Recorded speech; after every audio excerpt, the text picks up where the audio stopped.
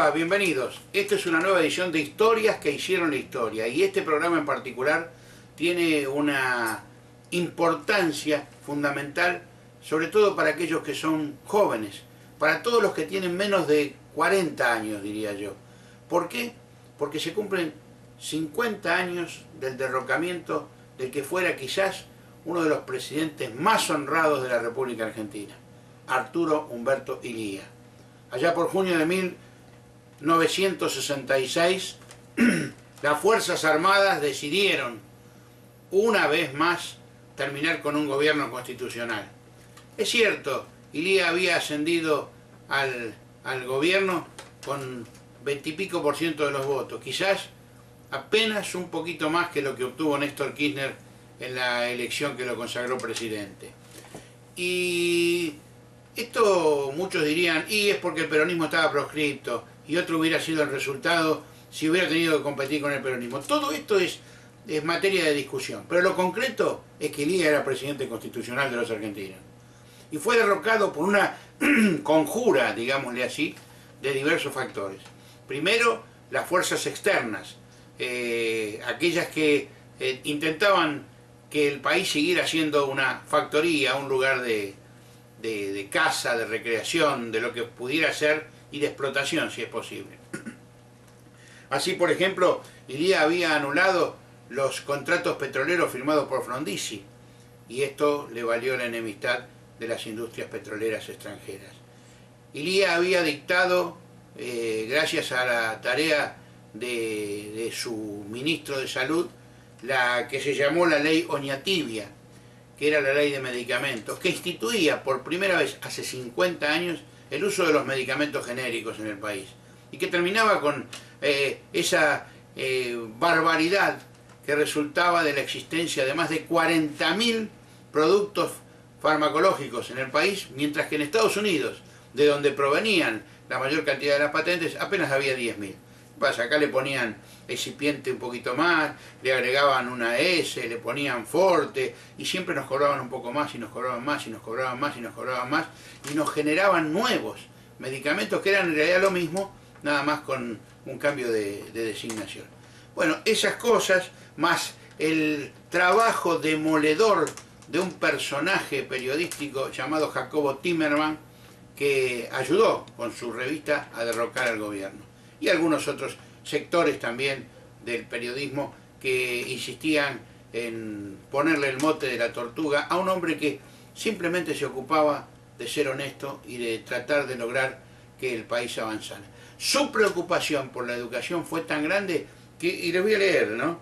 Su preocupación por la educación fue tan grande que él puso en el presupuesto la participación para educación más alta de la historia argentina. Arturo Umberto Illia, para los chicos, para esos que piensan que la historia nació hace 10 o 15 años, Arturo Umberto Illia no dice mucho, pero si se ponen a buscar, se van a dar cuenta, chicos, y muchos grandes también, porque ya un hombre de 40 años no es un chico, se van a dar cuenta que en ese momento Argentina perdió quizás una oportunidad histórica de ingresar al mundo de las naciones realmente libres de tanta corrupción. 50 años.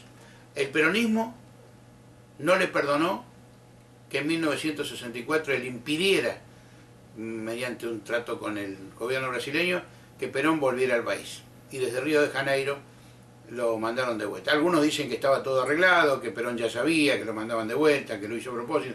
No sé. Bueno, peronismo acá no le perdonó. Y todo eso, conjugado, terminó con la caída de Arturo Umberto Illia.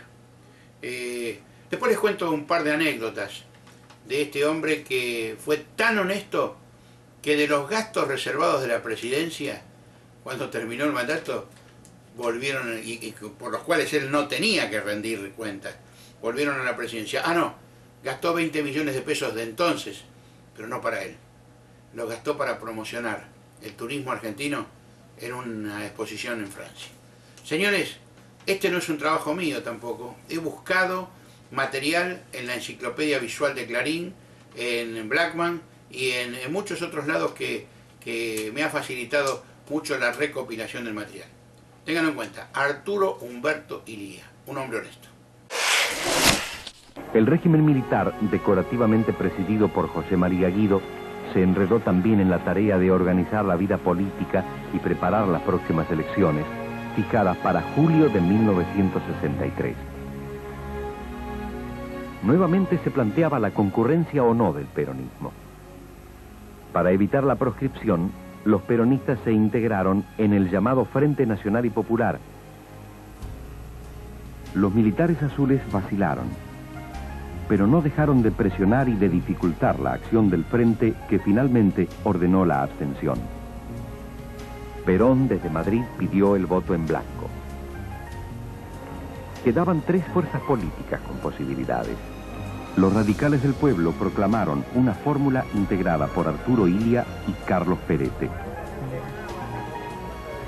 La UCRI presentó la candidatura de su titular, Oscar Allende. Los grupos conservadores y liberales, por fin, llevaron como candidato al general Pedro Eugenio Aramburu.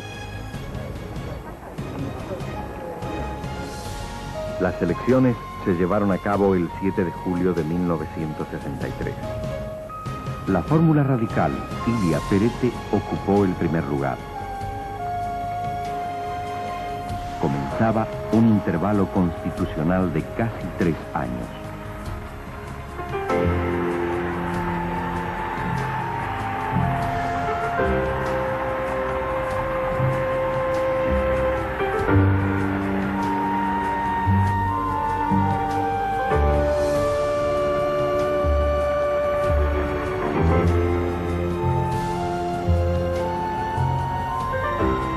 Illia era un viejo político radical y un médico que había ejercido su profesión durante varias décadas en el pueblo de Cruz del Eje, en Córdoba. Su período fue un oasis para los derechos individuales. No hubo estado de sitio ni censura de ninguna clase. La libertad de expresión fue total, al igual que la libertad de asociación y la acción de los partidos políticos. El propio peronismo fue rehabilitado. Como presidente, no consiguió evitar que sus adversarios le edificaran una imagen pública de lentitud e ineficiencia. En realidad, el gobierno de Illia no mereció esta fama. En noviembre de 1963, Illia anuló, tal como lo había prometido en su campaña, los contratos petroleros suscritos por Frondizi con compañías extranjeras por considerarlos ilegales. De nada valió para impedirlo la gestión de los Estados Unidos. Con esta conciencia nacional, menos rígida y más solidaria, porque estará mejor esclarecida, podremos hacer la gran revolución pacífica y creadora que reclama la República. La revolución del orden, sin la explosividad anárquica, porque acataremos voluntariamente la vigencia del derecho. Podremos así abatir los obstáculos que desde hace tiempo impiden el desarrollo nacional. La política económica radical, dirigida primero por Eugenio Blanco y después por Juan Carlos Pugliese, tuvo una clara orientación nacional. El país no cedió a las presiones del Fondo Monetario Internacional y mantuvo firmes posturas en el Banco Mundial y en el Club de París. Aunque la oposición de los sindicatos peronistas fue muy áspera desde un comienzo, Illia no se dejó tentar por una postura antiobrera. Por el contrario, hizo promulgar la ley del salario mínimo vital y móvil. La Argentina se mantuvo fiel a la tradición irigoyenista durante la crisis de la República Dominicana. Illia se negó a enviar tropas argentinas al Caribe para respaldar la invasión norteamericana. El país creció en esos años. Su economía pareció estabilizarse. El general de Gaulle, presidente de Francia, que visitó la Argentina en octubre de 1964, pudo ser recibido por un presidente constitucional y por un vicepresidente constitucional y hablar en el Congreso.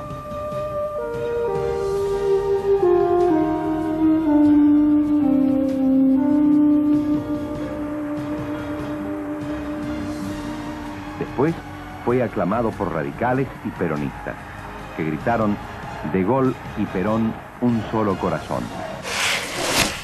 Antes de irnos a la pausa, quería recordar algunos aspectos de la vida de Arturo Umberto Illia. Tenía un auto viejo cuando asumió en la presidencia y lo tuvo que vender, fíjese lo que le digo, lo tuvo que vender para pagar la operación de su mujer. Tenía una casa vieja que no la había comprado él, se la habían regalado los obreros ferroviarios en Cruz del Eje, en la provincia de Córdoba, donde él decidió afincarse cuando se recibió de médico. Y se lo regalaron los obreros ferroviarios porque los atendía permanentemente y para que tuviera un lugar. Esa casa era el único bien que le quedó y no se gastó los fondos reservados. Y otra cosa que les quiero decir, también utilicé material de la República Perdida. Una anécdota que lo pinta de cuerpo entero. Siendo presidente, llega al país Nelson Rockefeller. Rockefeller, bueno, era conocido para todo el mundo en esa época, quizás para algunos actuales hombres, Rockefeller sea el sinónimo del poder económico mundial. Pero él era dueño de los mercados Minimax y además del Chase Manhattan Bank. Vino y pidió una audiencia con Arturo Umberto Illia. Cuando estaban reunidos, le exigió al presidente de los argentinos que modificara la ley de bancos para que él pudiera instalar su banco, el Chase Manhattan Bank, en la República Argentina. Illia lo miró y a través del intérprete le dijo: ¿qué pensaría este señor? Pregúntele, por favor, ¿qué pensaría si un banquero argentino va a ver al presidente de los Estados Unidos y le dice que modifique la ley de bancos para que los bancos argentinos puedan instalarse allá? Dígale que tiene 24 horas para abandonar el país y que ya inmediatamente abandone mi despacho. Y lo echó a Nelson Rockefeller. Otra anécdota de Arturo Umberto Illia. Fue un hombre tan capaz, como les decía, de apuntar a la educación, que puso el presupuesto muy alto. Pero además, en cuanto a los genéricos, él requirió el concurso de hombres de probada capacidad, como fue el farmacéutico Gilberto González, vecino de Florencio Varela en ese entonces, que fue el que le hizo notar todos estos puntos acerca de los 40.000 medicamentos que había en Argentina, los 10.000 que había en Estados Unidos y algunos aspectos muy particulares que fueron tenidos en cuenta para esa famosa ley de medicamentos. Los militares terminaron con él. Nosotros ahora nos vamos a una pausa. Cuando volvamos, más Arturo Umberto Illia.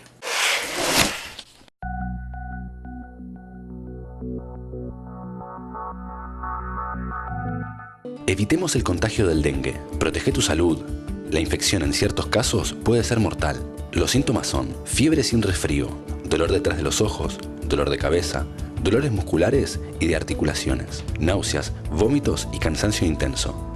Si presentas alguno de estos síntomas, no te automediques. Acércate al Centro de Atención Primaria de Salud CAPS más cercano a tu domicilio. ¿Cómo prevenirlo?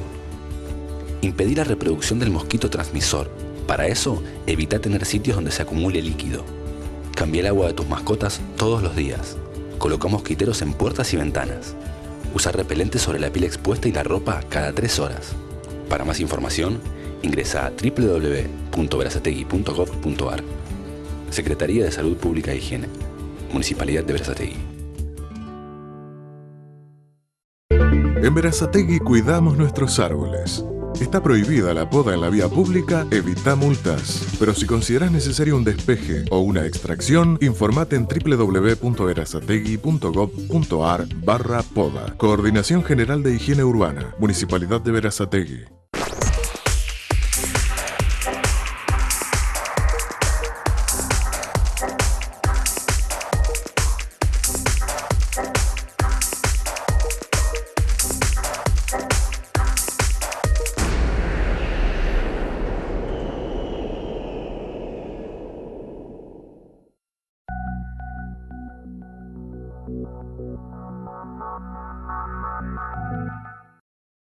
Continuamos aquí en Historias. Quiero recordarles que ustedes pueden volver a ver este programa en www.productorala.com.ar, en youtube.com/laproductora y en Facebook/alaproductora. Mi nombre es Carlos Siniscalchi y yo les agradezco que estén ahí con nosotros y por sobre todas las cosas que miremos con atención este programa que nos trae el recuerdo y el ejemplo de un presidente radical elegido por el voto popular que fue derrocado una vez más por las Fuerzas Armadas. Y un aspecto quiero decirles, cuando lo fueron a derrocar fue el general Julio Alzogaray, que le dijo: vengo en nombre de las Fuerzas Armadas a decirle que usted ha terminado. Y le dijo: mándese a mudar de acá, usted no es representante de las Fuerzas Armadas, usted es el cabecilla de una banda de facinerosos. Y lo echó de su despacho. No lo pudieron derrocar de primera instancia. Después lo derrocaron con la policía a cargo del coronel Perlinger, que varios años después le fue a pedir disculpas a Arturo Umberto Illia por la actitud que había tenido. Y hay una foto que lo recuerda Arturo Umberto Illia, que es cuando un ciudadano común le acaricia la cabeza cuando él sale de la Casa Rosada para tomar un taxi e irse al lugar que había elegido para estar.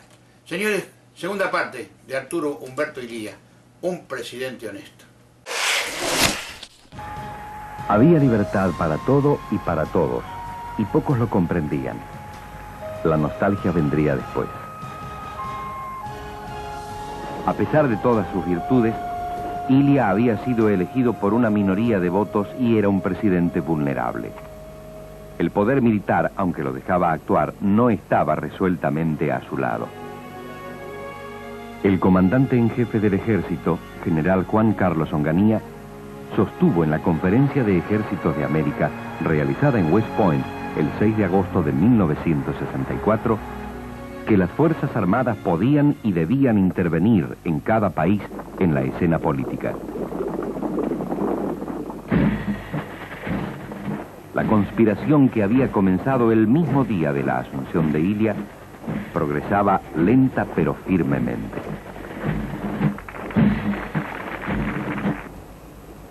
En marzo de 1965, el gobierno, cumpliendo con lo prometido, convocó a elecciones de diputados y gobernadores en las que el peronismo, con el nombre de Unión Popular, pudo participar. La Unión Popular ganó con casi el 30% de los votos.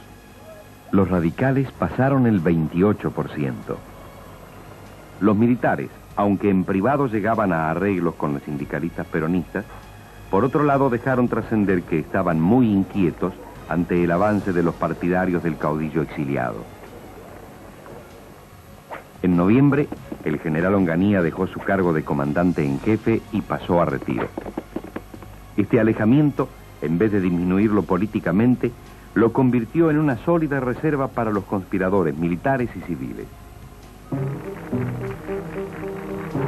Durante los primeros meses de 1966, se intensificaron los rumores sobre un golpe militar. El nuevo comandante en jefe del ejército, general Pascual Pistarini, pronunció el 29 de mayo un insolente discurso en el que lamentó que la ausencia de autoridad haya abierto el camino a la inseguridad, el sobresalto y la desintegración. Illia, en lugar de destituirlo, asimiló la estocada. El nacionalismo de Illia, aunque moderado, ya había sido juzgado y condenado por las grandes empresas y los monopolios internacionales que operaban en el país. Por fin, una ley de medicamentos que recortaba el campo de maniobra de todopoderosos laboratorios extranjeros puso en marcha a quienes se sintieron perjudicados. El 27 de junio de 1966, los conspiradores pasaron a la acción. El general Pistarini movilizó las tropas y ocupó las radios. Illia destituyó a los altos jefes, pero sus órdenes no fueron acatadas. Cuando el general Julio Alzogaray se hizo presente en el despacho del presidente y le intimó a desalojarlo, Illia le contestó: usted es un vulgar faccioso que usa sus armas y sus soldados desleales para violar la ley. No es más que un bandido.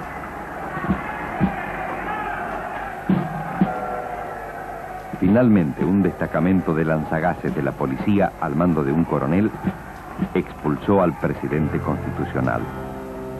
Un nuevo golpe militar se había consumado.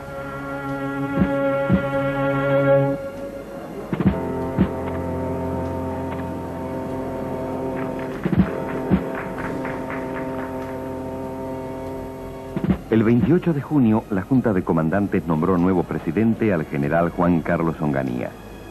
La opinión pública parecía satisfecha. La prensa y el sector empresario dieron su apoyo. Hemos llegado a la Revolución Argentina con un vasto plan de afirmaciones positivas y de realizaciones concretas. Este es el fin del proceso de deterioro que nos ha inmovilizado y el despuntar de una magnífica esperanza para nuestra patria.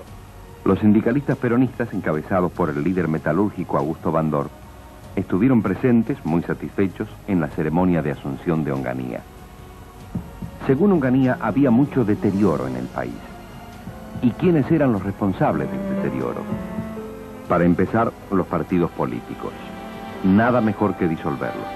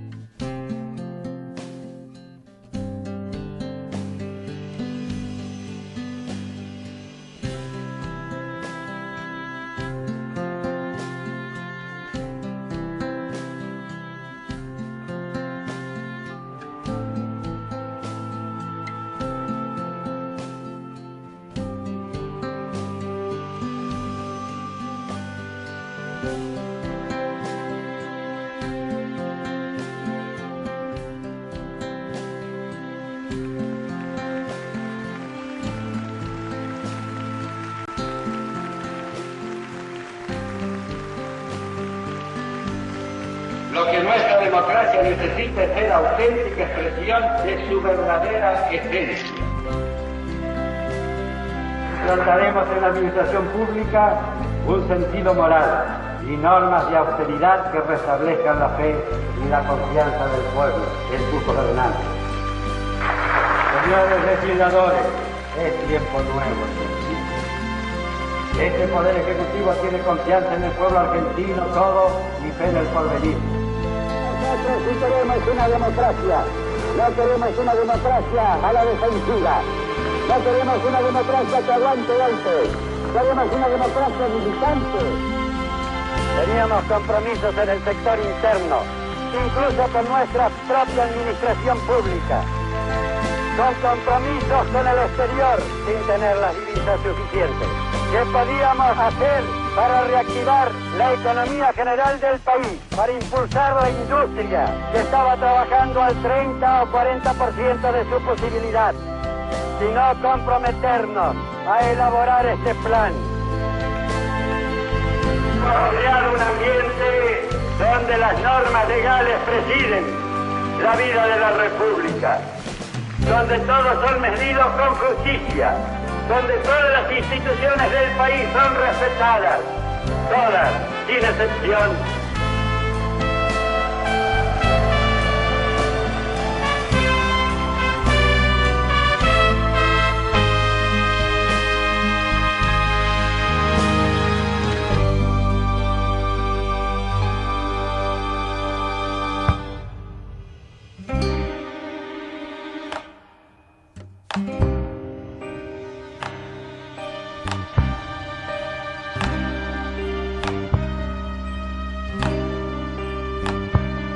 La grave crisis institucional culminó con la separación del doctor Arturo Illia, cargo de presidente de la nación.